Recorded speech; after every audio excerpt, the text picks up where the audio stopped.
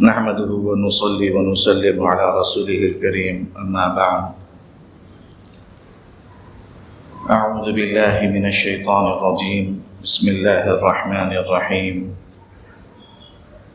ورحمتي وسعت كل شيء وقال الله عز وجل لولا تستغفرون الله لعلكم ترحمون صدق الله العظيم قال النبي صلى الله عليه وسلم ارحموا من في الأرض يرحمكم من في السماء أو كما قال عليه الصلاة والسلام. بزرگان محترم اور عزیز ساتھیوں، حضرت مولانا محمد جمال الرحمن صاحب دامت برکاتہم عمرے پر تشریف لے گئے ہیں.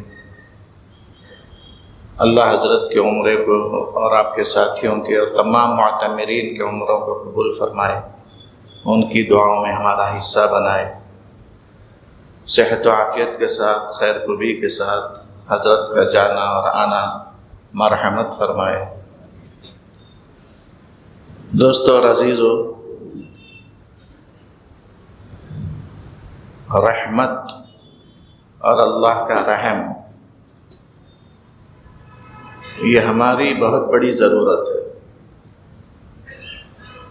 اس کی رحمت کے بغیر، اس کے رحم و کرم کے بغیر نہ یہاں کے مسائل حل ہونے والے ہمارے، اور نہ آخرت کے مسائل حل ہونے والے.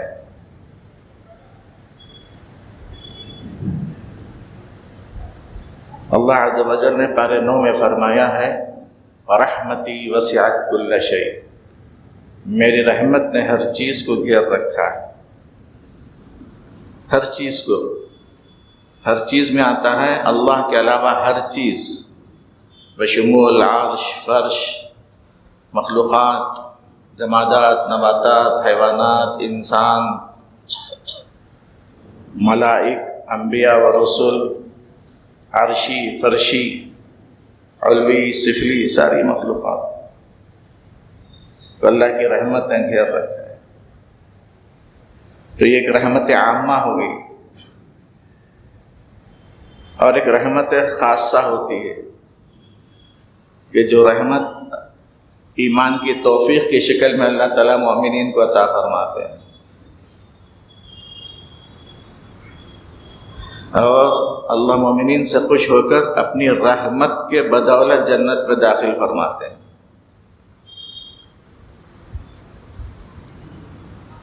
اور ہمارے اور آپ کے آقا حضرت محمد مصطفیٰ صلی اللہ علیہ وسلم کو اللہ عز و جل نے پورے جہانوں کے لیے رحمت بنا کر ہی بھیجا ہے. رحمت کی اہمیت کا اندازہ لگائیے کہ آپ صلی اللہ علیہ وسلم کا ٹائٹل وہ بنایا گیا رحمت للعالمین.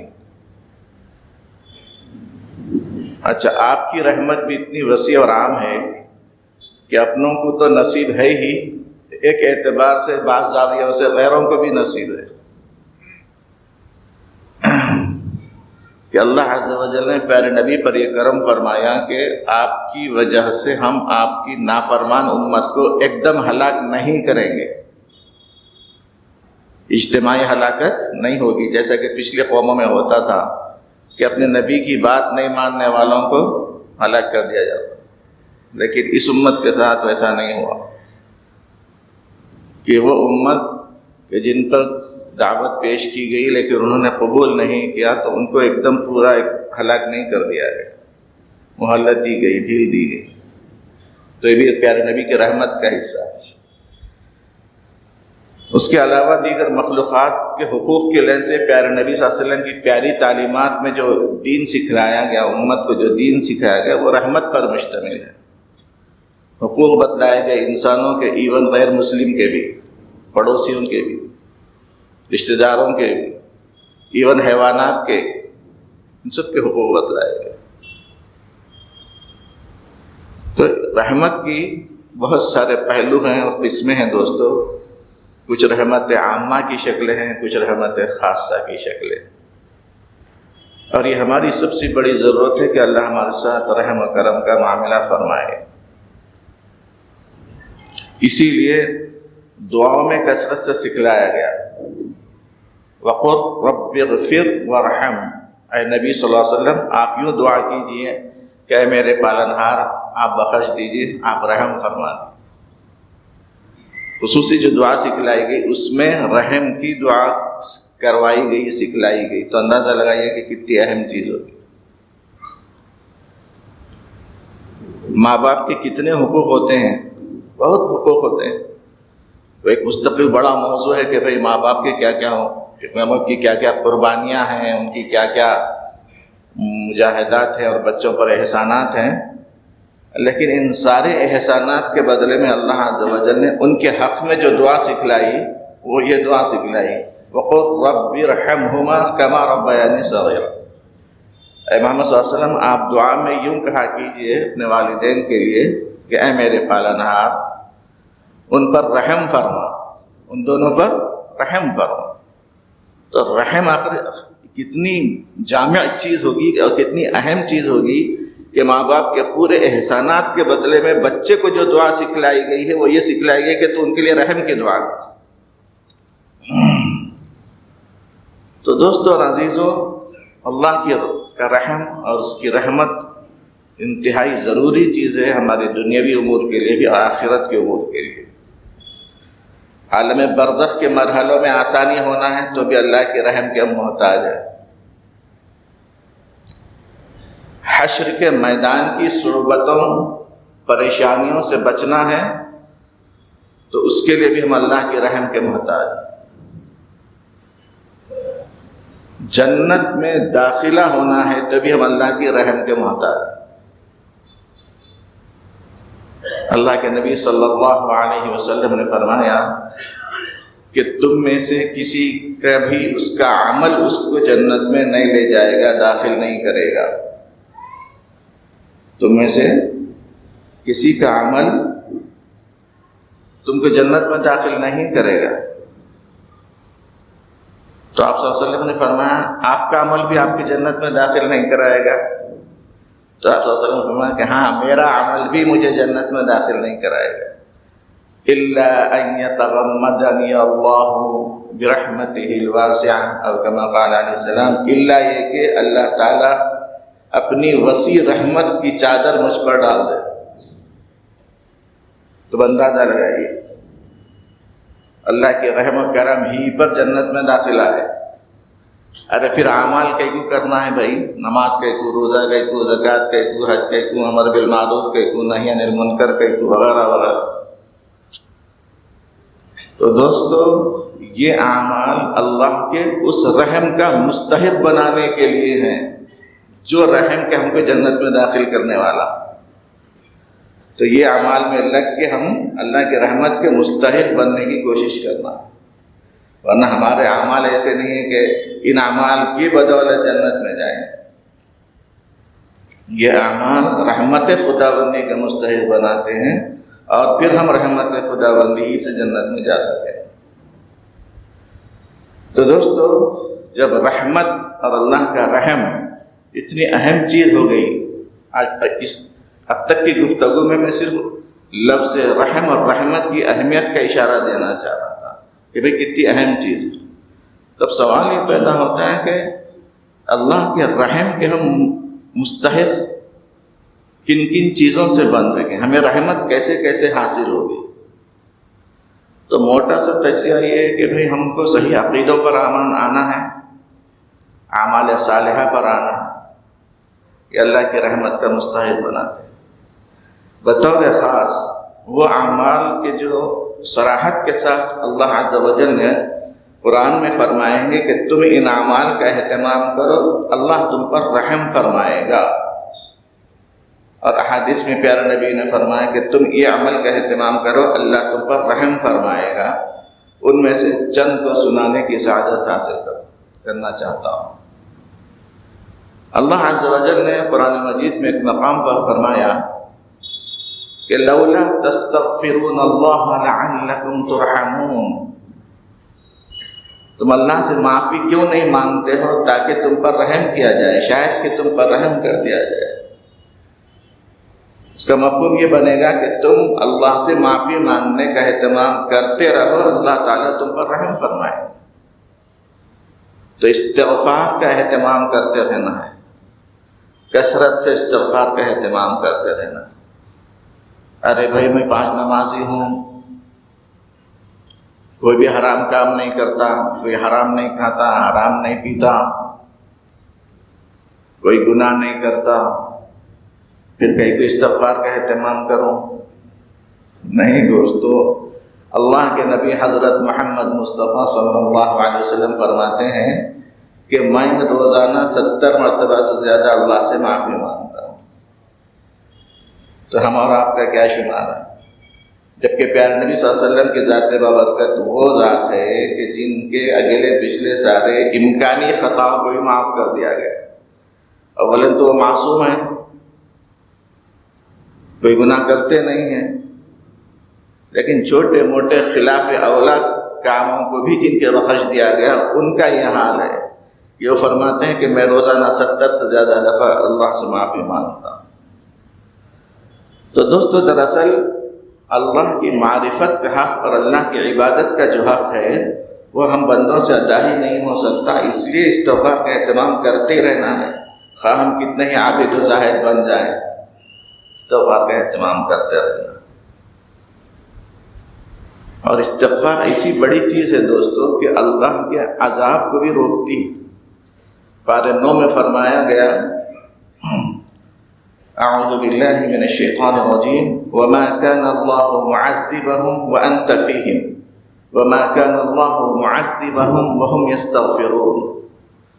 اللہ عز و جل انہیں عذاب نہیں دے گا جب تک کہ اے نبی صلی اللہ علیہ وسلم آپ ان کے اندر موجود ہیں، اور اللہ عز و جل ان کو عذاب نہیں دے گا جب تک کہ یہ استغفار کرتے رہیں گے۔ تو اندازہ لگایا جائے کہ استغفار کتنی بڑی دولت ہے۔ اللہ سے معافی مانگتے رہنا، کلمہ استغفار پڑھتے رہنا۔ سورہ نوح میں فرمایا گیا کہ تو اپنے رب سے معافی مانگتے رہو، کیا کرے گا وہ بخشنے والا ہے، بخش دے گا، تم پر آسمانوں سے بہترین بارشیں برسائے گا،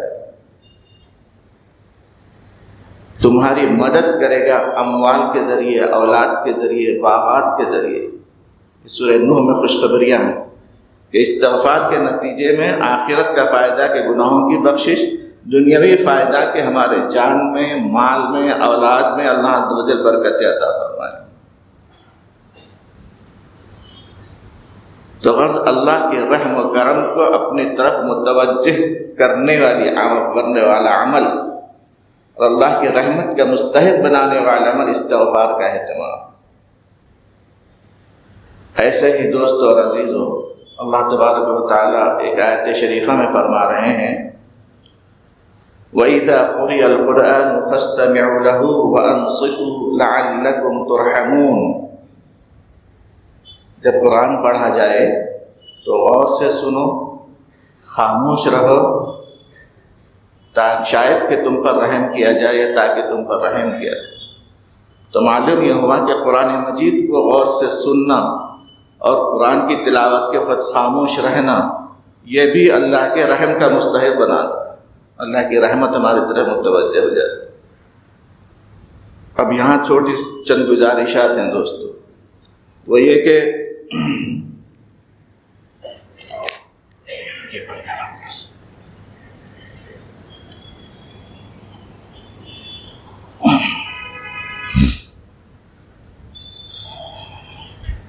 قرآن مجید پڑھا جائے تو غور سے سنو بولا جا رہا ہے، یہ حقوق میں سے ہے۔ علماء نے فرمایا نہیں، حقوق واجبہ میں سے ہے، قرآن کے حقوق واجبہ میں سے غور سے سننا، اور غور سے سننے میں سمجھنے کی کوشش کرنا بھی معنویت میں داخل ہوتا ہے، اس لیے کہ غور سے کب سنتا آدمی جب اس کے معنی اور مضامین پر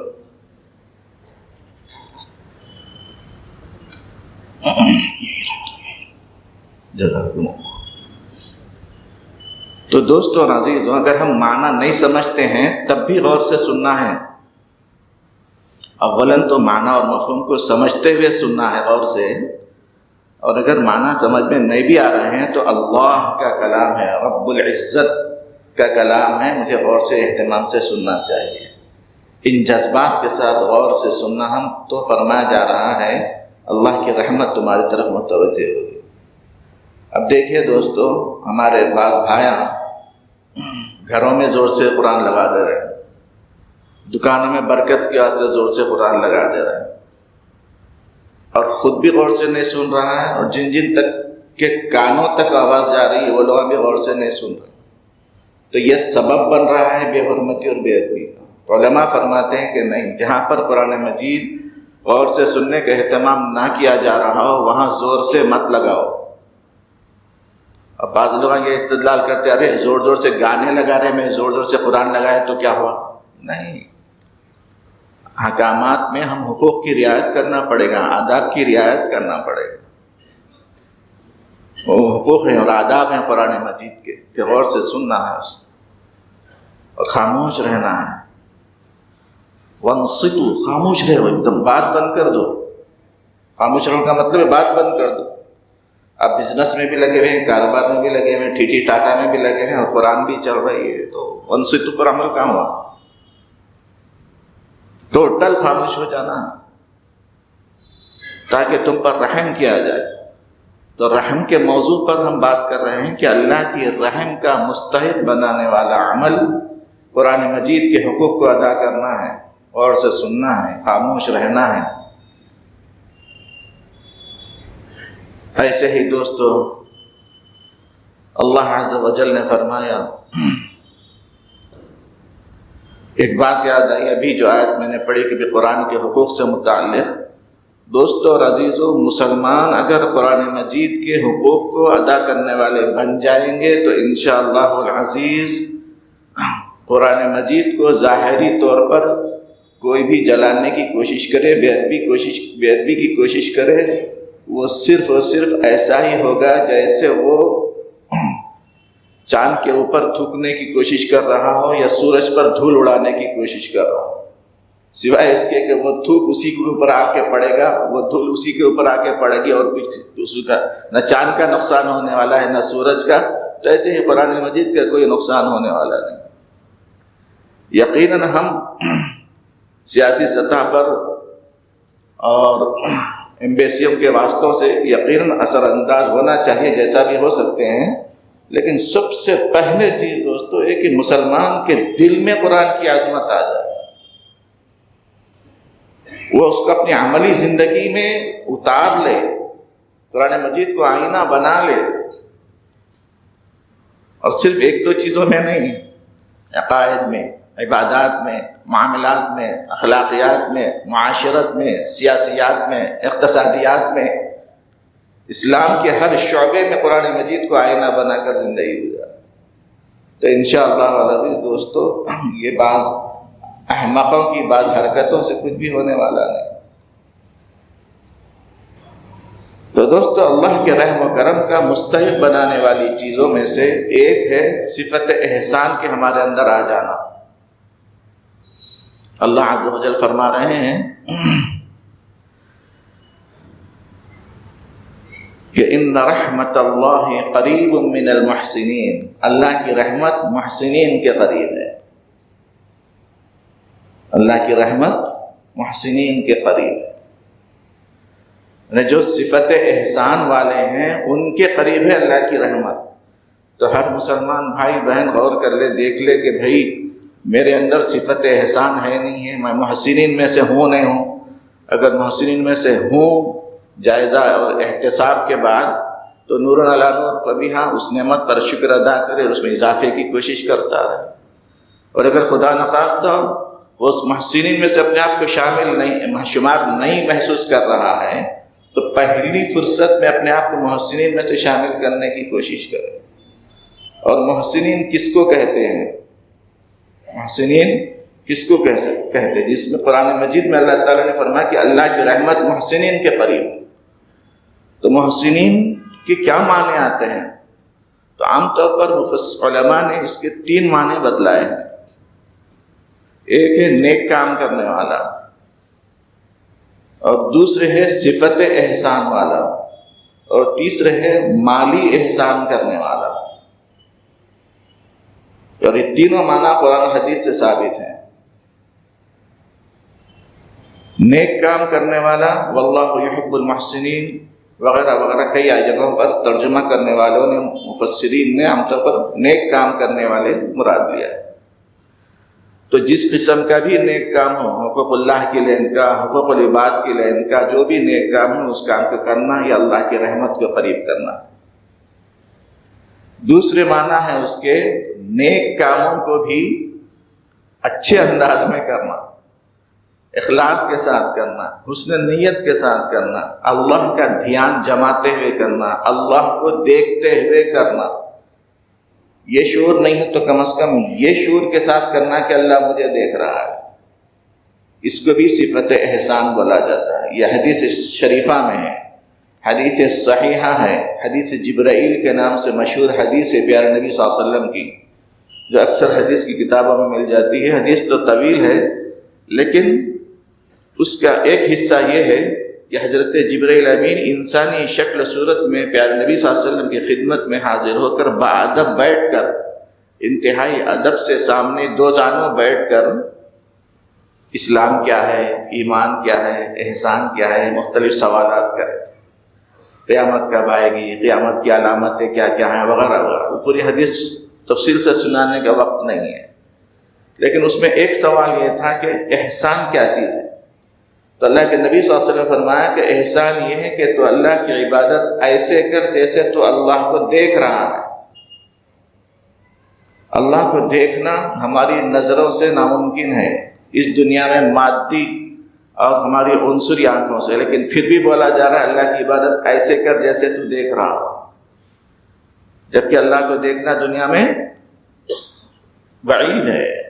لا تدرکہ الابصار، پارے 7 میں اللہ تعالیٰ فرما رہے ہیں ہم انسانوں کی آنکھیں اور نظریں اس کا ادراک نہیں کر سکتی، لیکن پھر بھی بولا جا رہا ہے. تو اس کا مفہوم یہ ہے کہ ہمارا شعور اتنا اونچا ہو جائے کہ ہر چیز میں ہمیں اللہ کی صفت، اللہ کی قدرت، اللہ کا کمال نظر آتا ہو شعوری اعتبار سے، اور یہ غلبہ ہو جائے اس کا کہ گویا وہ اللہ کو دیکھ رہا ہے. اور کم از کم یہ شعور نہیں ہے تو کم از کم یہ شعور تو آسان ہے کہ اس کا استحضار مستقل بنا لے آدمی کہ اللہ مجھے دیکھ رہا ہے. تو اس کو صفت احسان بولا جاتا ہے. اللہ کے نبی نے فرمایا تو عبادت اللہ کی ایسے کر جیسے تو اللہ کو دیکھ رہا، اور اگر تو نہیں دیکھ رہا ہے تو اللہ تجھے دیکھ رہا ہے، یہ فرمایا. تو اس کو بھی صفت احسان بولا جاتا ہے. اور اس سوال میں کلیئر لفظ احسانی ہے، اور اس کے اس میں فاعل بھی محسنین ہی بنتا ہے. تو ان رحمت اللہ قریب من المحسنین کا مفہوم یہ ہوگا کہ صفت احسان والوں کے ساتھ اللہ کی رحمت قریب ہے. تو اپنے آپ کو صفت احسان پر لانے کی کوشش کرنا، جس میں اخلاص بھی آتا ہے، الہیت بھی آتا ہے، خشوع اور خضوع بھی آتا ہے، دھیان اور استحضار بھی آتا ہے، اللہ کی یاد کا غلبہ بھی آتا ہے. یہ سب صفت احسان میں آتا ہے. اور تیسرے معنی اور مفہوم اس کا یہ ہے دوستو کہ ہم بندوں کے ساتھ احسان کا معاملہ کریں، نوازش کا معاملہ کریں.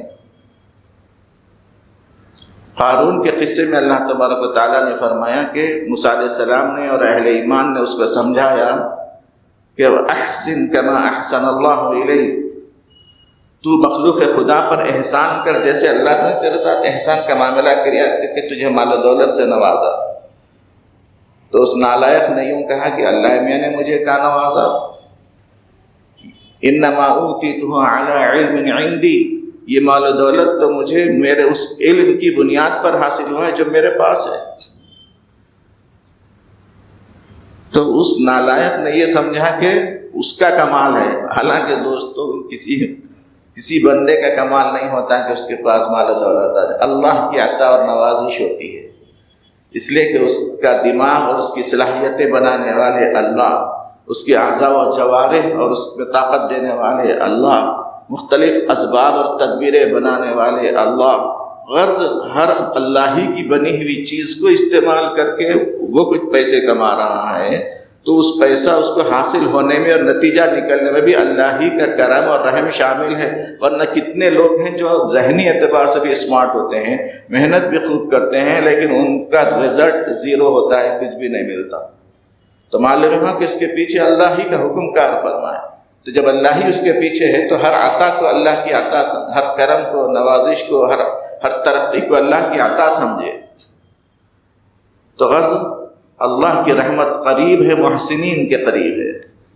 تو اپنے آپ کو محسنین میں سے شامل کرنے کی کوشش کرنا. گفتگو کا خلاصہ یہ ہے چند سیکنڈ میں کہ رحمت خداوندی انتہائی اہم ترین چیز ہے ہمارے دنیا کے لیے، برزخ کے لیے، آخرت کے لیے. اب اس رحمت کے مستحق اپنے آپ کو کیسے کیسے ہم بنا سکتے ہیں، ان میں سے 3-4 موضوعات پر کچھ سنانے کی کوشش